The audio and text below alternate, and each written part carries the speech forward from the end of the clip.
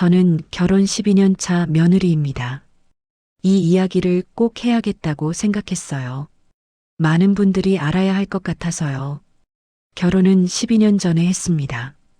남편은 35살이었고 저는 32살이었어요.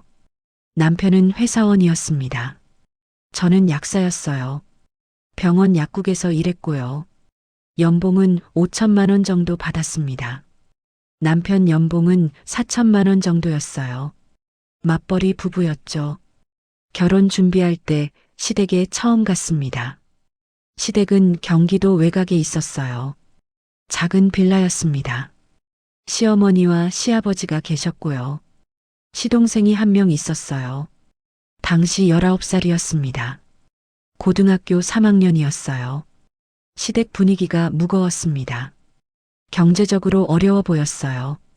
집은 낡았고, 가구도 오래됐고, 시아버지는 공장에서 일하셨대요. 시어머니는 식당에서 설거지 일을 하셨고요. 두 분 합쳐서 월 250만 원 정도 버신다고 했습니다. 생활하기 빠듯한 금액이었어요. 특히 시동생이 대학 가야 하는데 걱정이 많으셨어요. 등록금이 한 학기에 400만 원이었거든요. 결혼하고 한 달 뒤였습니다. 시어머니한테서 전화가 왔어요. 며느리한테 부탁할 게 있다고. 시댁에 갔습니다. 시어머니가 말씀하셨어요.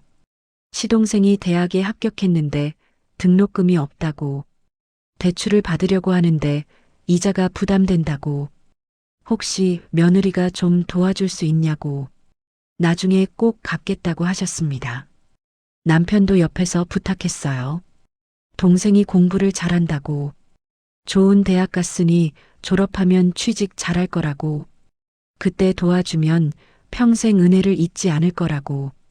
저는 고민했습니다. 400만 원이 적은 돈은 아니었거든요. 하지만 시댁 형편을 보니 마음이 아팠어요. 시동생도 착해 보였고요. 결국 등록금을 내줬습니다.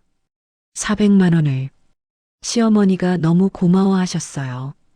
시동생도 감사하다고 절을 했습니다. 꼭 갚겠다고. 열심히 공부하겠다고. 그게 시작이었습니다. 한 학기가 지났습니다. 다시 시어머니한테서 연락이 왔어요. 2학기 등록금을 또 부탁하셨습니다. 이번에도 400만 원. 주저했지만 또 내줬어요. 시동생이 학교를 잘 다니고 있다고 했거든요. 성적도 좋다고. 1학년이 지나고 2학년이 됐습니다. 매 학기마다 등록금을 내줬어요. 400만 원씩. 2학년, 3학년, 4학년. 총 4년. 등록금만 3,200만 원을 냈습니다.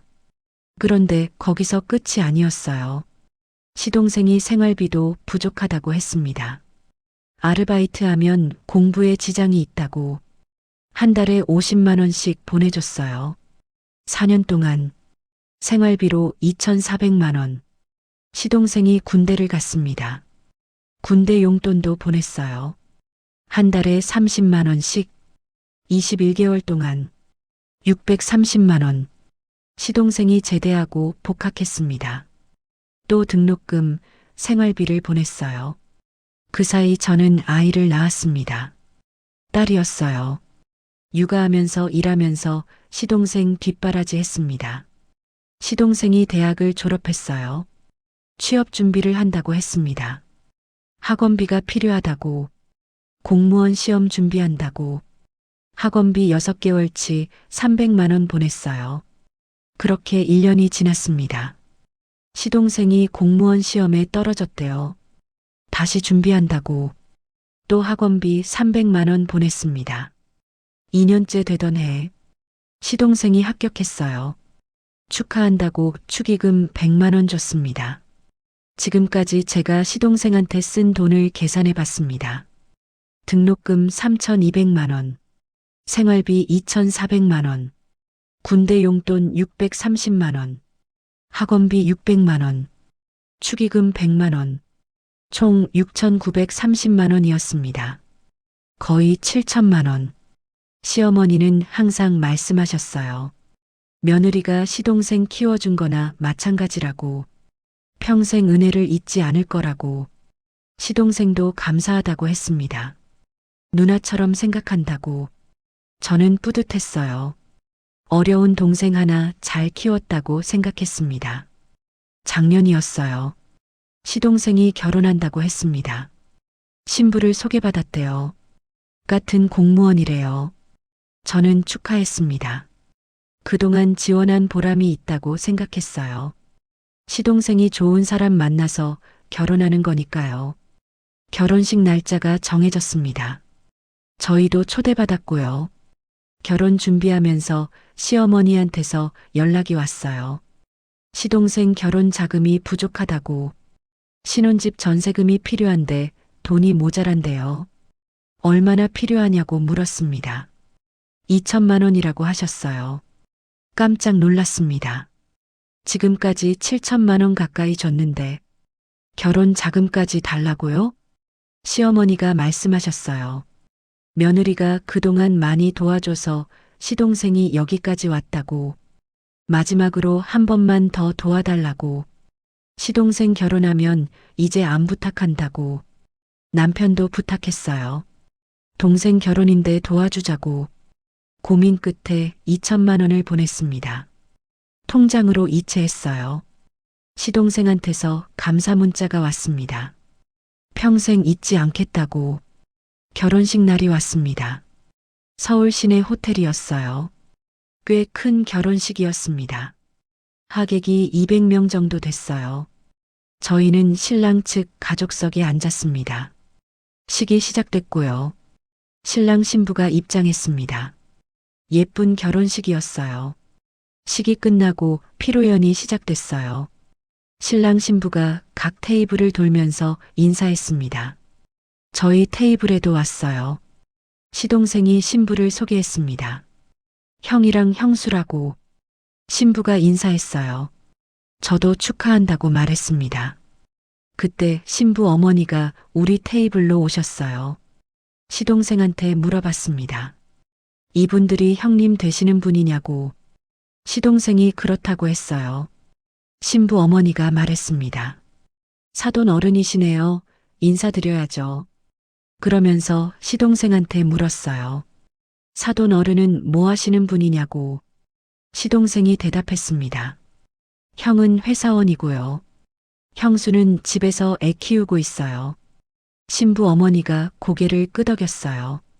아, 전업주부시구나. 우리 사위는 공무원이라 안정적이에요. 사모님은 편하게 사시겠네요. 웃으면서 가셨습니다. 저는 아무 말도 못했어요. 시동생은 제가 약사라는 걸 알아요. 12년간 일했다는 것도 알고요. 9천만 원을 제가 벌어서 됐다는 것도. 그런데 신부 어머니한테 그냥 집에서 애 키운다고 했어요. 남편한테 물어봤습니다. 방금 들었냐고. 남편이 대답했습니다. 동생이 괜히 복잡하게 얘기 안 하려고 그런 것 같은데. 뭐 큰 문제는 아니잖아. 가슴이 답답했습니다. 피로연이 끝났어요. 시동생 부부한테 인사하러 갔습니다. 축하한다고. 행복하게 살라고. 시동생이 웃으며 말했습니다. 형수님, 그동안 감사했어요. 이제 저도 결혼했으니까 제 살 길 살아야죠. 신부가 거들었어요. 맞아요. 이제 우리 둘이 열심히 살아야죠. 그리고 두 사람은 다른 하객들한테로 갔습니다. 뭔가 이상했습니다. 돈 갚겠다는 얘기는 없었어요. 감사하다는 말만. 집으로 돌아왔습니다. 일주일이 지났습니다. 시동생한테서 연락이 왔어요. 신혼여행 다녀왔다고. 유럽 2주 다녀왔대요. 사진을 보내왔더군요. 한 달이 지났습니다. 시동생 부부가 새 아파트로 이사했대요. 전세 3억짜리. 가구도 새로 샀다고. SNS에 사진을 올렸더군요. 비싼 소파, 침대, TV. 새 차도 샀대요. 현대 신차. 2개월이 지났습니다. 시동생한테 전화했어요. 그동안 빌려준 돈 얘기를 꺼냈습니다. 언제쯤 갚을 수 있냐고 시동생이 대답했습니다. 형수님, 그거 빌려준 거였어요? 저는 그냥 도와주신 거라고 생각했는데요. 가족인데 그런 것까지 따지세요? 귀를 의심했습니다. 12년간 9천만 원을 썼는데 빌려준 거 아니라고? 시어머니도 꼭 갚겠다고 하셨잖아요. 당신도 감사하다고 갚겠다고 했고요. 시동생이 대답했습니다. 그건 그냥 인사치레였죠. 형수님도 가족이니까 도와주신 거잖아요. 지금 와서 갚으라고 하시면 저희 기분 나빠요. 저희 신혼집 꾸미느라 돈 많이 들었거든요. 당분간 돈 없어요. 전화를 끊었습니다. 시어머니한테 전화했어요. 시동생이 돈 안 갚겠다고 한다고 시어머니가 대답했습니다. 며느리가 도와준 건 고마운데 이제 와서 갚으라고 하는 건 좀 그렇지 않냐고. 가족인데 동생 잘 되라고 도와준 거 아니었냐고. 그럼 처음에 꼭 갚겠다고 하신 건 뭐예요?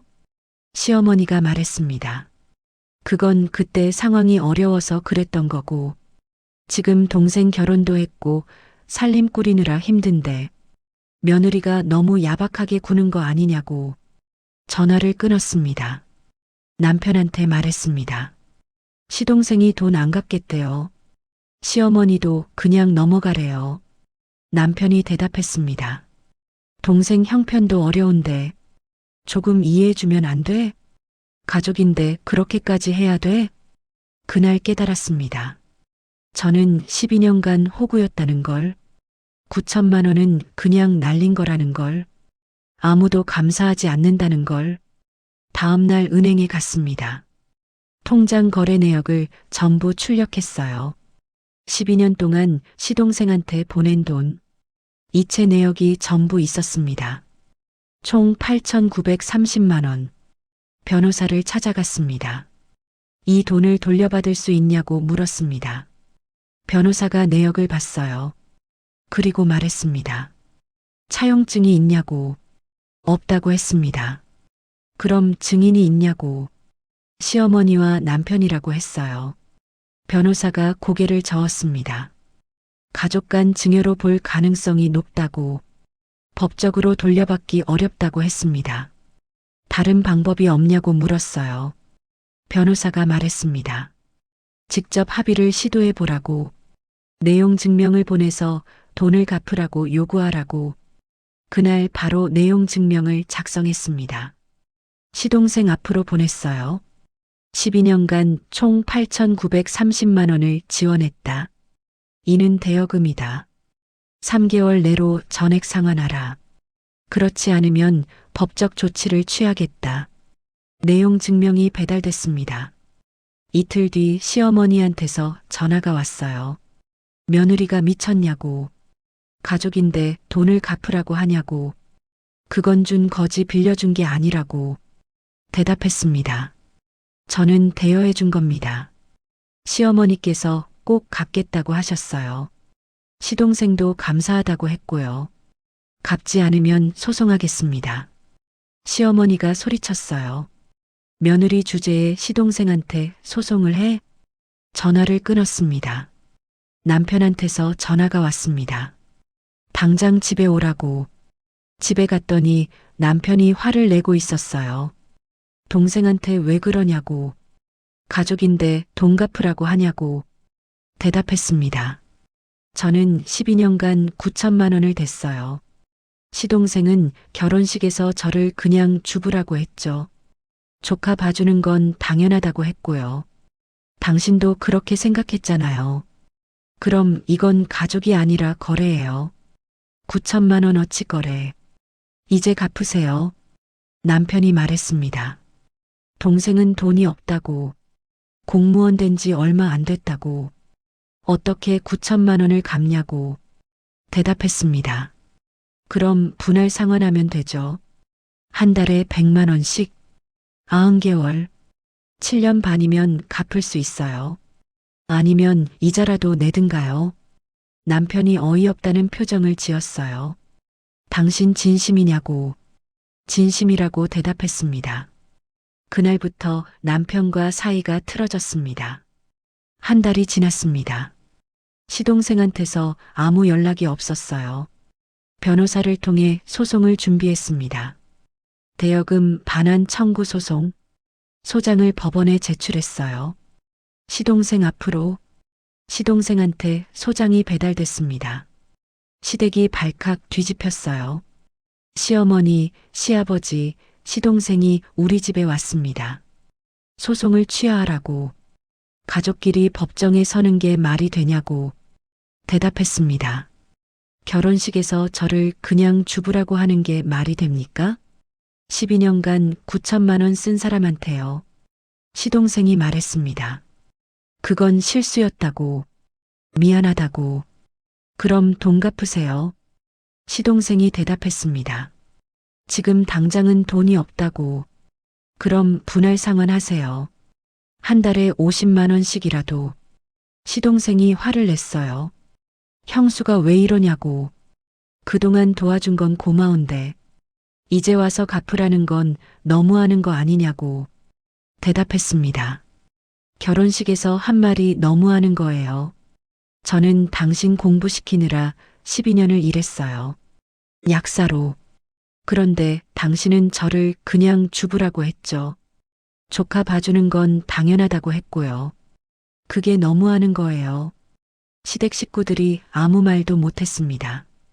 결국 다들 돌아갔어요. 재판이 시작됐습니다. 시동생은 변호사를 선임했어요.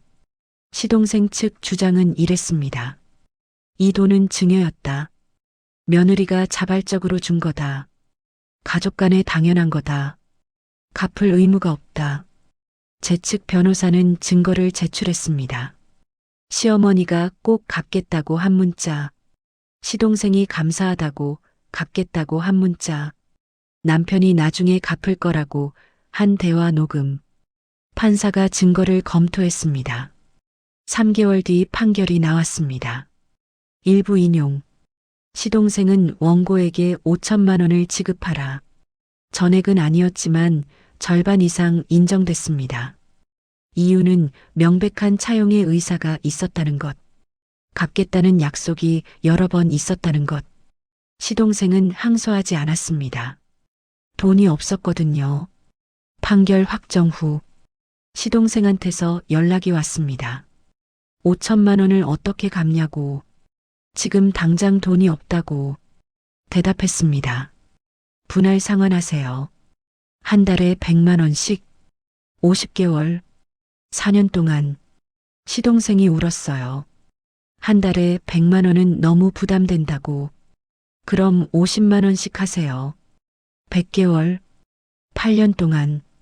결국 시동생은 한 달에 50만 원씩 갚기로 했습니다. 지금 6개월째 입금되고 있어요. 앞으로 94개월 남았습니다. 시댁과는 연락을 끊었습니다. 명절에도 안 갑니다. 시어머니한테서 전화와도 안 받아요. 남편과는 아직 살고 있지만 사이가 안 좋습니다. 남편은 제가 너무 심하다고 합니다. 가족을 법정에 세웠다고. 저는 대답합니다. 가족이면 12년 일한 사람을 그냥 주부라고 해도 되나요? 9천만 원 쓴 사람을 조카 봐주는 게 당연하다고 해도 되고요? 남편은 아무 말도 못합니다. 여러분께 말하고 싶습니다. 가족이라도 선 그어야 합니다. 도와주는 건 좋지만 당연하게 생각하면 안 돼요. 은혜를 배신하면 대가를 치러야 합니다. 저는 그렇게 가르쳤습니다.